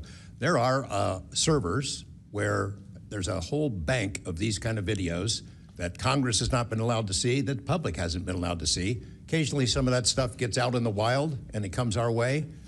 It should be going to you. The public should be seeing this stuff. And why you're not allowed to, I don't know. But that's a Hellfire missile smacking into that UFO and just bounced right off. And it kept going. It kept going, and it looks like the debris was taken with it. Yeah, what the hell is that? What flies like that? Again, I'm not going to speculate what it is, but the question is, why are we being blocked from this information consistently? I want to ask this just question. How in the world, this is the document, I want to enter this in for the record if it hasn't already been entered, Madam Chair. The document that you provided on thread 3, this is a huge file. How in the world did you smuggle this out of Russia? Carefully. In your socks? I don't think I want to be really specific about it because I might have to go back there and get some more sometime. Although, no, that'd be crazy to do that. Well, I took the top pages off that were stamped with the security signature, and I carried them out on my person. But the rest of them I just threw in my suitcase and threw some caviar in there as a distraction as well, and hoped for the best. Otherwise, I'd be a citizen of Siberia right now. And you had you reported James Lakatsky came to you with government possession of NHI craft and how they ultimately gained entry. Can you testify to the veracity of that claim? Dr. Lakatsky is an honorable man who served most of his career with the DIA, a very trusted, high-level rocket scientist and intelligence analyst who inspired the OSAP program, as I said earlier. And in full disclosure, I've co-written 2 books with him. He dropped this on myself and our other co-author out of the blue. And it took 14 months for us to get DOPSR approval for him to release 2 sentences on that. He said this craft, we had managed to get inside of it. It had no wings, no rotor, no tail. It had no fuel tanks. They didn't know how it flew or how it was operated. It clearly looked like it was aerodynamic, but he would not go further. He's a by-the-book guy, and until he gets clearance to say more about that, I don't think we're going to hear much more. But it's not ours. It wasn't ours. We didn't make it. We didn't know who made it and how it was built and how it operated. We've got at least one. And I don't know, I think that's enough confirmation that we do have recovered discs and materials. Lastly, Mr. Borland, in the classified realm, have you been exposed to undeniable confirmation of NHI technology? And then my second question is Base Systems involved in any way with reverse engineering exploitation of non-human intelligence craft? Yeah, we're gonna have to have a conversation this Skip for that. Whether I'm legally even allowed to answer that, and whether you're even allowed to hear it, sir. Okay. Again, you can sense our frustration, and so I just want to thank you for coming forward. We will continue to fight because look, this is about making sure that this government belongs to the people and restoring the republic the way it was intended to be. Madam Chair, I also have further witnesses of courageous individuals. It was given to me by Dr. Stephen Greer, including Michael Herrera and his testimony. We have Roderick Castle and his testimony, Randy Anderson, his testimony, Stephen Digna, and others, 3 others, all saying similar things to what the witnesses today have said, and I would like to enter that into the record as well. No objection. Thank you. I now recognize Representative Lee for 5 minutes. Thank you, Madam Chair. I think we need to make sure that we don't get distracted by sensational stories only of unidentified anomalous phenomena and lose track of what the core of this hearing is about. This is all a perfect example of why whistleblowers are so important and why it's so important that we step up and protect them. With Trump, RFK Jr., EPA Administrator Lee Zeldin, and others committed to dismantling government and firing professionals who do dare to speak out against the threats this administration's disastrous policies create, we have to focus on protecting all whistleblowers, not only the ones who are reporting on UAP. I'd like to thank the whistleblowers who have agreed to come before the committee today and speak their truth. This administration's claims to care about waste, fraud, and abuse, and so often it is the whistleblowers who care and who are the tip of the sword fighting against the real waste, fraud, and abuse. One study found that whistleblowers expose fraud at more than twice the rate of third-party auditors. So, Mr. Spielberger, what are some of the best examples of whistleblowers exposing fraud and abuse in the federal government? Thank you, Congresswoman. Again, whistleblowers have played such a vital role across so many different issues. One prominent example goes back to the 2014 VA waitlist scandal. POGO actually played a very instrumental role coordinating with Iraq and Afghanistan Veterans of America. At that time, we received tips and whistleblower disclosures from over 800 different individuals talking about the VA subjecting veterans to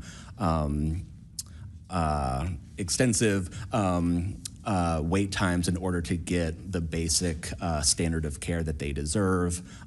It's certainly prolonged serious illnesses, even contributing to hastened deaths, and we were able to help shed more light on that issue, which I think just emphasizes the importance, even outside of the national security context. We are often still talking about serious issues and even life and death concerns. And unfortunately, whistleblowing can lead to serious repercussions and retaliation, especially in this vindictive and lawless administration. Mr. Spielberger, in the past, what kinds of retaliation have they faced, and what are we seeing today under the Trump administration? So we've certainly heard about a number of different examples of retaliation. One that I'd like to highlight that Mr. Borland referenced previously is retaliation through abuse of the security clearance process. That can have grave implications not just for a whistleblower, but also their ability to seek legal counsel and defend themselves against retaliation. And when we look at the past several months of this administration, unfortunately, we've seen a really systematic approach toward dismantling the nonpartisan civil service. We've seen the mass firings. We've seen undermining of independent agency watchdogs, mass firings of inspectors general, undermining the Office of Special Counsel, the Merit Systems Protection Board. Again, these entities that are meant to be independent and play a critical role in investigating whistleblower disclosures and ensuring that their rights are protected. Yeah. Thank you. In 1989, Congress passed the Whistleblower Protection Act and then broadened it again in 2012 to ensure that federal workers could feel free to come forward to their elected officials. And it's a good thing we did, because whistleblowers have played a more important role than ever since Trump has taken office. It was thanks to a whistleblower that we learned that DOJ allegedly put every single American's personal security information at risk by bypassing safeguards and copying all this data to an unsecure server. I ask unanimous consent to enter into the record a New York Times article titled, quote, "DOJ put critical Social Security data at risk," whistleblower says.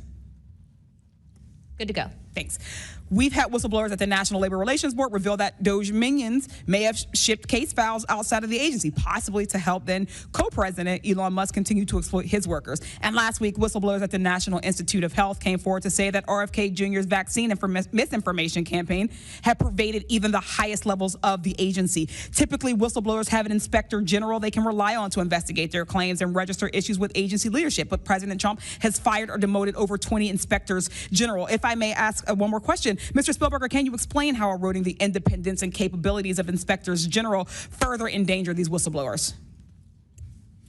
Absolutely. So again, whistleblowers already face incredibly great challenges in coming forward under normal circumstances. And when we erode these entities that are expected and required to enforce whistleblower protections, fairly investigate their disclosures, it calls into question the integrity of their investigations and findings, whether they'll take whistleblowers seriously when they come forward, and whether we can trust that they will use their authority to enforce the protections of whistleblowers who do come forward, essentially whether they will continue in their role as an independent watchdog or basically become a lapdog for a current or future president. Thank you. And I will take no more liberties. I yield back. Thank you. I now recognize Mr. Crane for 5 minutes. Thank you, Ms. Chairwoman, for holding this hearing. Thank you to the witnesses for appearing. In the effort of transparency here, I got to admit to the witnesses that, growing up, I really never believed in UFOs or any of this stuff. I always thought it was a little kooky and whatnot, but after hearing your testimony from honorable service members watching videos like my colleague, Mr. Burleson, just presented. I gotta admit, I've become a believer. Not that I know where these things come from or, what they really are up to, but I'd like to start with asking the witnesses. Mr. Nuccetelli, you were in the Air Force, right? Yes.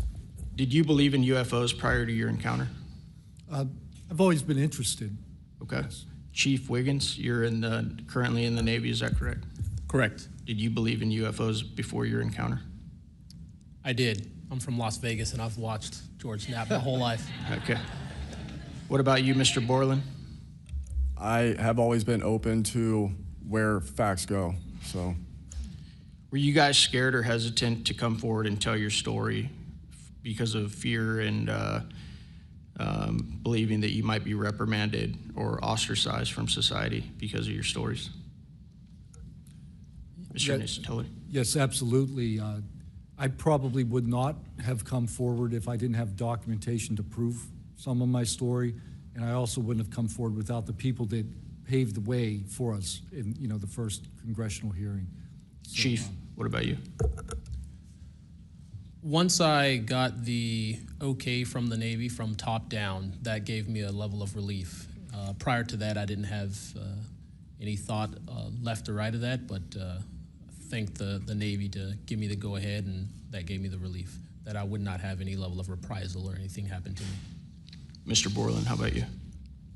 Absolutely. I mean, after I went through everything, it was pretty clear that I caused a major issue in the executive branch, so I did what I was supposed to do, and that's why I haven't spoken publicly. That's why I'm happy to be here. This is how I wanted this to be done in regards to me. Mr. Borland, why do you think that you faced reprimand and discipline for your effort to come forward and be transparent about what you saw? About what I saw is the reason why I got into what I know and has been disclosed to AARO and the IG. And I think that information, well, it was labeled an extremely sensitive national security issue. Thank you. Mr. Knapp, I've watched many of your videos on Joe Rogan and other places. One of the big questions, I think, for many of us is why do you believe that the federal government refuses to be transparent about this issue? I think there's probably multiple reasons. At the start, when these things first started invading our skies in large numbers, we were scared. It was right after World War II, and we didn't know what they were, and they didn't want to panic the public, and that was probably a good call. Over time, I think the lying sort of became institutionalized, Flights over Washington, D.C. in 1952, they're seen, they're captured on radar, jets are chased after these objects, and then we get an explanation it was a temperature inversion. And those kind of lies have been told for a long time. What was told to me by an investigator from Congress, a guy named Richard D'Amato, who was sent after this story by Robert Byrd and Harry Reid, he came out to Nevada, tried to get into Area 51, did get in there, looked around, talked to people, trying to get to the bottom of it. He believed that this program, reverse engineering, et cetera, was had been moved inside these corporations. And he said, when this comes out, people are going to go to prison. And he meant people who were basically misusing legitimate national security funds, tens of billions of dollars, in order to keep this cover-up going. I also believe there's a legitimate reason for the cover-up in that there is undeniable connection of national security involved in this technology. If we are racing for it to master that technology against the Russians and the Chinese, which is what I have been told by Senator Reid and many others, then it is a race that's critical to our survival.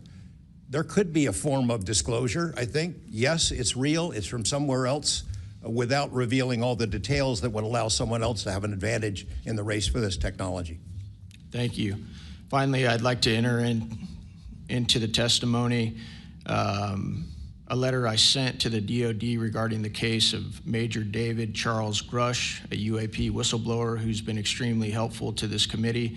Unfortunately, due to his participation in the disclosure of UAP, he suffered reprisal like the removal of his clearance, denial of promotion, and loss of medical retirement. I wrote the DoD on July 24th, 2025, on behalf of Major Grush, and I'm still waiting for a reply. I appreciate any help the committee can offer to get a response. Thank you. I yield back. Without objection, we'll be following up with the DoD after this hearing. Thank you, Representative Crane. I'd next like to recognize Representative Gill for 5 minutes.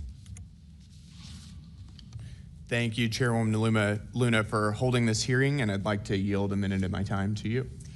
Perfect. My first question is to Mr. Knapp. Mr. Knapp, how do we know that the files that you obtained from the former Soviet government are not BS and just given to you as a disinformation campaign against the U.S. government? Yeah, it's a good question. So I shared some of them with the Senate Intelligence Committee when I first got back because that was requested by the Russians who shared some of that information with me. Secondly, I gave all of that material to the DIA through BASS, the OSAP program. Sorry for the acronyms. Can you name names real quick? Sorry. At BASS or OSAP? Who did you give them to directly? I gave them to Robert Bigelow and to Jim Lukatsky.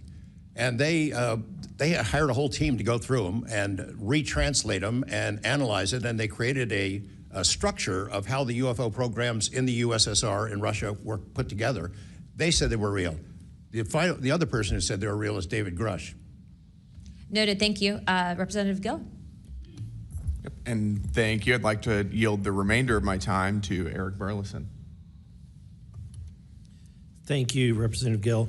Mr. Wiggins, Chief Wiggins, in your view, what mechanisms, such as internal protocols, witness debriefings, or cross-agency documentation, should be better established in order to ensure that such a credible sighting like the one that you have given are preserved and made available to oversight bodies like this? Thank you, sir.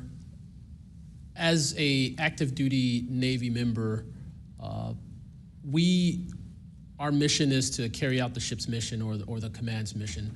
And we, on a general basis, don't have knowledge of what to do when we see things like this. We just don't. We're there to do our mission and do what's told of us, right? So I think what would be important is giving active duty members a clear way of being able to report things like this to where it gets to this point.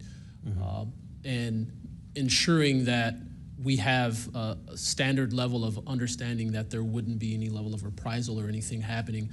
Because, you know, I've been in the Navy for almost 24 years, but what about the sailors that have been in for 2 years that experience things like this? They're not gonna have the knowledge, or they'll probably be a little bit more fearful to speak up, being it that their career is just starting. Yeah, I want to commend you. You're the first witness to come forward that is currently serving, and it's recognized. And so I thank you. And your testimony is unbelievable. Let me ask this question: are you familiar with the Witness Protection Act that Representative Burchett has filed? I'm not too familiar, sir. Anyone on the committee familiar with it? It's fantastic. It's the language that we need. It's language that will protect whistleblowers from any kind of reprisal, and yet it's again and again blocked by this body in some way. Many a times it's being blocked not by elected officials but by staff behind the scenes. And the other bill, the UAP Disclosure Act, which was filed last year, Senator Schumer, who I cannot believe that there's a topic that he and I agree on, but he and I agree on this topic. He has sponsored it in the Senate. He put it on the National Defense Authorization Act last year. Remarkably, I can't get it on it was stripped out by the House last year, and I can't get it onto the bill leaving the House this year. Mr. Knapp, how far would that bill go to actually getting the answers that we need?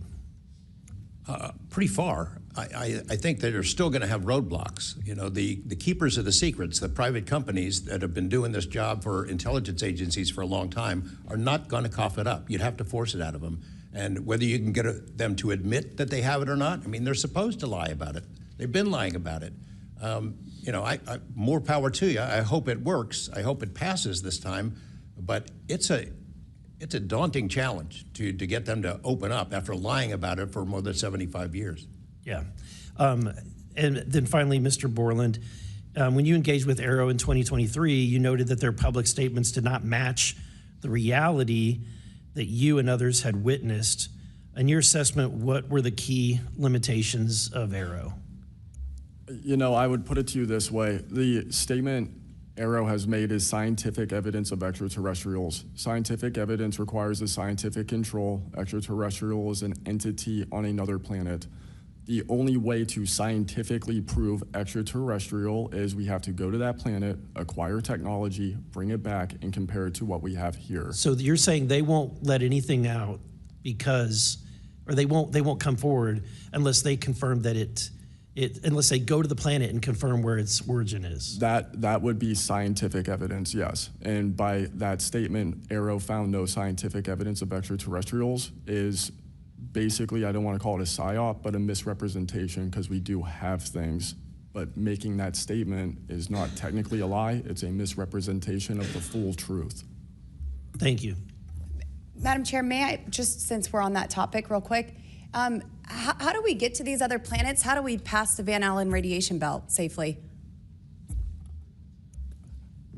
Good question for you. I cannot answer that for you. I would now like to recognize Mr. Perry for 5 minutes. Thanks, Madam Chair. I think I'll start with maybe Mr. Borland. So you have a clearance, right? You're in uniform, you have a clearance. When did you leave service? What year? I left in 2013, February 2013. Who was the president, if you recall? 2013 would have been President Obama, sir. Wasn't President Trump, right? No, sir. Okay, so you have a clearance, right? You're serving in uniform, you have a clearance. Yes, Your sir. story, you know, I think many of us are kind of picturing the scene. You walk out in the flight line, having a smoke, this event occurs. Do you have the perception, at least I do, based on your story, that this involves the U.S. government? Whatever you saw involves the U.S. government. That is 100% my opinion then and now. And was there an after action? Do you do a daily debrief of the activities of the day? Was any of that recorded? Was there a conversation with the command? Was there any documentation that you know of at the time? Not to my knowledge. I mean, like I said, I talked about it in on the ops floor, and a couple of people had pulled me aside, some older enlisted, and were like, you probably want to keep that to yourself. So did you get the impression that they knew what you were talking about, just didn't want you to harm your career or seem crazy, or that they didn't really witness? Did you know anybody else that witnessed what you saw? Again, not that night. Like I said, the only people that would have been out there would have been security forces, and then those of us that were doing ops. Security forces in uniform or contract? Probably both. Did you talk to them? Did anybody talk to them in an after action? Not to my knowledge, sir. Was there any interest in the command to determine and verify what you saw? Not to my knowledge, sir. It's unfortunate. Chief Wiggins, thank you for your service. Gentlemen, thanks all of you for your courage to be here. Your story's a little bit different. Sounds like it, well, for both of you guys, and also Mr. Nuccetelli, if this were sanctioned by the U.S. government, even though you have a clearance, but it's classified above the clearance level, do you see any reason why they would allow you access, being present, viewing it, hearing it, you know, being around it? Like, what is this, an accident? Like, does the U.S. government make these kind of accidents? They make accidents, mistakes like this? Like, we're doing this test of this new system, and we forgot these guys were standing here. Does that sound like something that the U.S. government would do?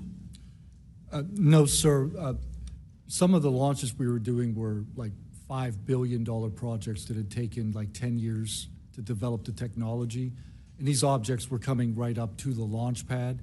So any kind of mistake, I mean, it could cause a catastrophe. Right. So it's very confusing why these objects would be operating in and around our bases or during training exercises. So it would lend you to believe that the U.S. government had nothing to do with whatever it is you saw. Correct. They wouldn't want it there because it would potentially interrupt the proceedings at the time. Was there an after action? Was there a discussion by your command was there an investigation? It's pretty significant activities that you were involved in. Was there an investigation that you know of? We conducted investigations in real time, right? And we document all the evidence. But as far as anything from higher up, I don't know if there was an investigation done. No information came down on what we should do. Were you ever interviewed at someone else's request? About that incident? Yeah, about the incident. I don't believe so. Do you think you find that odd? If something happens, you're around multi-million, maybe billion-dollar operations and launches of national security interests, very sensitive. There's an anomaly in the operation.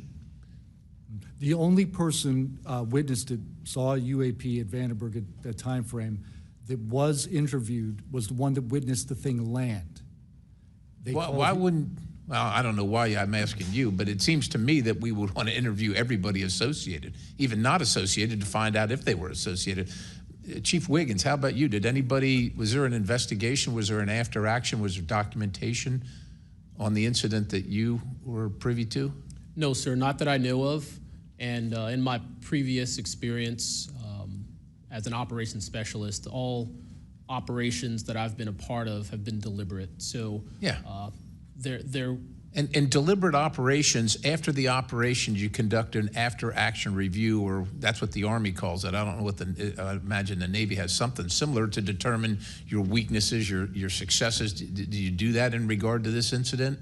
No, sir. The Navy calls it after-action reports, and not to my knowledge was there an after-action report of this incident, sir. It's unfortunate. Thank you, Chair. I yield. I now recognize Mr. Biggs for 5 minutes. Thank you, Madam Chair. Thank you to the witnesses for being here today. I'll tell you that today's testimony should alarm every American, no matter their views on UAPs. This isn't simply about UAPs. It's about government integrity, responsible use of taxpayer funds, and Congress's constitutional duty to oversee the executive branch. We've heard evidence of critical information hidden in special access programs, off limits to virtually every elected representative, and certainly to the public. Credible witnesses report retaliation for speaking out. These are clear attempts to silence those who are exposing the truth. We must protect the whistleblowers. And decades of government disinformation have eviscerated public trust. So this isn't a partisan matter, it's a constitutional matter. And when you talk about the VAs, Mr. Spielberger, and all the problems that they had, the hub of that was Phoenix. And they went after the whistleblowers there, and that was under the Obama administration. So it doesn't matter which administration, which party, both parties have got to come clean, particularly on this. So if the government thinks it can hide the truth and punish those who speak out, Congress has to keep pushing until the facts, whatever they are, wherever they lead, come to light. I'm going to go to you, Mr. Knapp, first. You've interviewed numerous UAP whistleblowers over the years. Question is, how do you verify their claims before deciding they're credible enough to report on? It's a combination of factors. First, you check their credentials. Did they really serve where they said they did, and did they work where they said they did? Are there any other witnesses? Is there visual proof, film, footage, things of that sort? You ask the people around them that know them, that used to work with them, if they're credible people. That's one way. You know, I think about AARO, the organization that this body created to deal with witnesses and whistleblowers. I hope I'm not taking too much of your time here, but they invited people to come forward, service members who knew, saw things and had experiences. And I can tell you that the people that I have talked to who went through that are deeply disappointed. There was a guy named Bob Jacobs who was a lieutenant attached to Vandenberg in 1964. His unit would record missile tests. They recorded all of them. On one of these particular tests, a UFO comes out of nowhere, zaps what looks like a laser beam at what would have been a nuclear dummy, a nuclear weapon, and disabled it. And he is called into the commander's office. Two guys in suits clip that film footage out that shows the UFO, and he's ordered to never talk about it. He comes forward to AARO. He heeds the call, thinking he's doing his duty as an American to tell that story, and they completely dismissed him. They made up a story that they had tracked down the original footage, and there was nothing like that in it. Well, there was no original footage. It had been taken away the day the footage was recorded. He's deeply disappointed. People like Bob Salas, who had worked at a nuclear ICBM base, who saw UFOs flying over the base and these missile silos were taken down. He went to AARO too and was completely disregarded. It almost looks like AARO operated as a counterintelligence operation to get people to come in, tell their stories, and then discredit all of them. I can't imagine that any whistleblower or witness will ever go to AARO again because of what happened under the first director, who's now long gone, but still seems to act as the spokesperson for that organization. And I would say, Madam Chair, maybe at some point we need to really dig deep into AARO, and I would encourage us. Oh, I'd be happy to send maybe a subpoena to Mr. Kilpatrick. There you go. Mr. Nucatelli, you've testified that official Air Force records of the Red Square incident are now held by AARO and the FBI. Has Congress or you been denied access to those records, and on what grounds would we be denied access, you or us? No, the records are unclassified, so okay, provide them to. In the 2003 to 2005 incidents you described, were any physical effects, electromagnetic interference, radio anomalies, or security system disruptions documented in base logs or any reports, official reports? Not to my knowledge, no. Mr. Wiggins, has the full resolution unedited footage of your incident been provided to Congress? Yes. Okay. Were you or your crew ever instructed formally or informally not to document or discuss the event? Ever? No. Good. Mr. Borland, you've talked about manipulation of your security clearance records. Can you identify which agencies or offices were responsible and whether they provided any written justification? I can do that in a skiff, sir, 100%. Because of being a part of a multi-agency special access program, I cannot give those publicly. So I'd encourage us, Madam Chair, to have that skiff meeting if we can. And then, Mr. Borland, again for you. You testified that you withheld certain sources and methods from AARO due to mistrust. Can you give us some specifics that led you to believe they were misrepresenting the truth? Well, as I said already, what I said about scientific methods, scientific control, extraterrestrials, I mean, I know what I've seen, I know what I know, and I know it's true. So any agency that's going to go public and try and manipulate the public perception of this subject in such a way that it is negative when I know the truth about it is why I had extreme reservations with it, and also what I've been through and other whistleblowers and people in the know about this subject have been through. So, Madam Chair, thank you for letting me wave on. I think the key thing there you talked about was manipulation of message, manipulation of narrative. That is really the problem with this entire the system that we've seen since you've started these wonderful hearings, Madam Chair, and I thank you so much. Thank you, Representative Biggs. The chair would now like to recognize Mr. Begich for 5 minutes. Thank you, Madam Chair. First question, Mr. Borland, earlier today you mentioned that in a skiff, you would be able to discuss whether a member of Congress is actually legally able to access certain information. Under what authority would a member of Congress be restricted from accessing information on this topic, even within a skiff? I would suggest reaching out to Director Gabbard and speaking with her about that. I'm hopeful that this goes back to the executive branch and who even has authority. Unfortunately, I can't give you a 100% solid answer because I don't even have that knowledge. Next question to George Knapp. What is the estimated annual budget, your view, for the program for investigating or reverse engineering UAP-related technology, including official, misappropriated, or black budget funds? I wouldn't have a clue. I don't know of any person that's ever seen it. Does anyone on this panel wish to address that question? Okay, moving on. Are any of you willing to name specific gatekeepers within the root cell of the UAP-SAP Federation?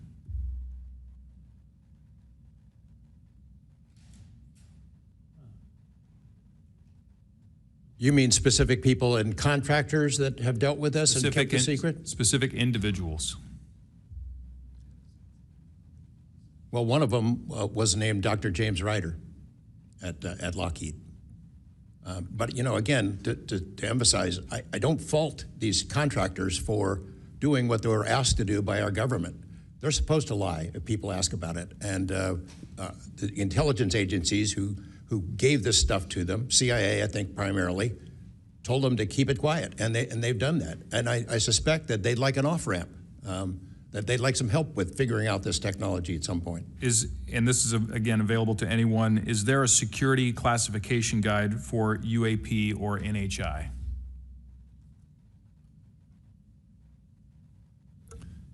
I remember in the 2003 or 2023 hearing, it was stated that all UAP related material is classified secret or above. I have a name for you. Go ahead. Glenn Gaffney, CIA. Glenn Gaffney, CIA. Another question for you, Mr. Knapp. What is, in your view, having investigated this issue for so many years, what is the long game with respect to disclosure of this information to the public? Because with the advent of essentially a video camera and a high megapixel phone in everybody's pocket, at some point, this information is going to be impossible to withhold from the public. What do you think is the long game here? Well, the secret's out. I mean, how many videos have there been already? You know, videos that are leaked from within the military and intelligence agencies and contractors and sensor platforms. It's out there.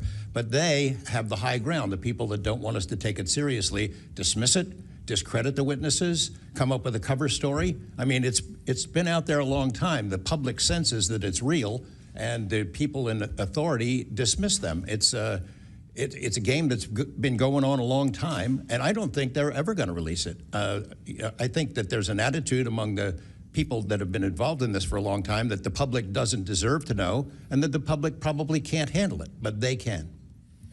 Final question, again, this one's open to anyone who'd like to answer it.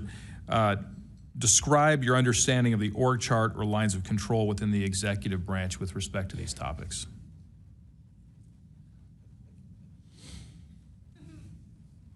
And if you'd like to address that in a skiff, feel free to say so. That could work as long as I'm legally allowed to and you are legally allowed to receive it. I think these programs are in the executive branch, the National Security Council and over on that side. That seems to be what some of our witnesses have told us over the years.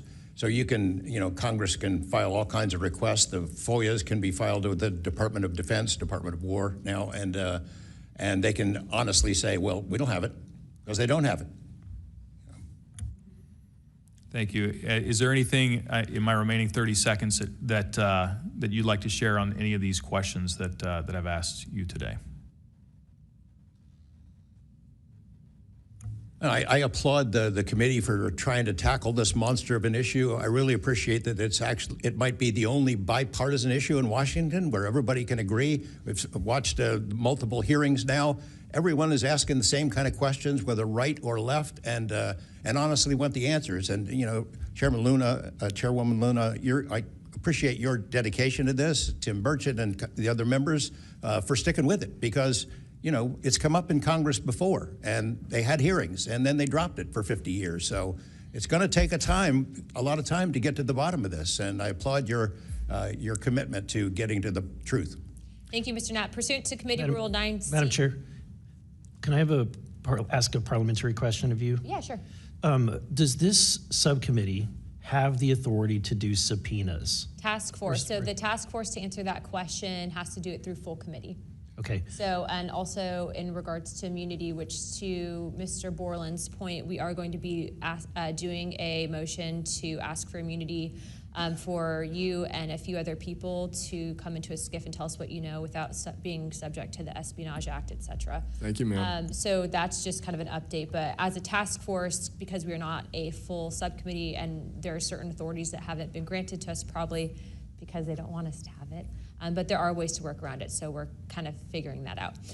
Pursuant to Committee Rule 9C, the majority and minority will have an additional 30 minutes each to ask questions of the witnesses without objection. So ordered. With that being said, if you guys want to jump in the queue, I know Representative Crane, Burleson, and likely Burchett have a few more questions. I'll just start out with two, and then I'll pass the buck to Burleson. Burchett, do you have anything? Burchett, and then Crane. Just real quick, Mr. Knapp, and short answers, please, because of time. How much of these alleged Russian crash retrieval documents have already been physically out there? So, I mean, percentage-wise of the documents that you submitted to Congress, what was public already and what was not newly released? Maybe 1%. Okay, so the rest of it should be predominantly new information. Yep. Also, can you just elaborate real quick? I know you had, I think, mentioned a Thread 3 program, but also alleged in those documents, I got through maybe half of them last night. There's a lot, and I don't speak Russian, contrary to what my people might allege. What does the Thread 3, was there any specific programs that existed within the Soviet government or groups to specifically investigate this by name real quick? It's a number. There's a number in those documents I gave you. There was a larger program that actually had 3 sub-programs that was, Thread 3 was the name I got, and then the DIA guys who looked at it figured out there was a much larger organization. And it's listed in those documents? Yes. Okay, thank you. Real quick, I'd like to ask the committee to replay that video that Burleson had played earlier. I want to ask every witness here, specifically ones that have sensor training or have been able to recognize some of this movements real quick. So if you guys can please roll that real quick.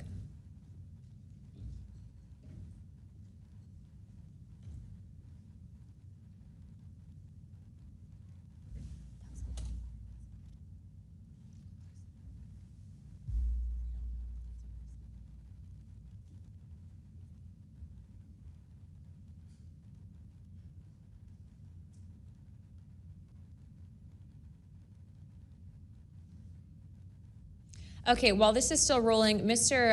Nuccetelli, real quick yes or no answers. Are you aware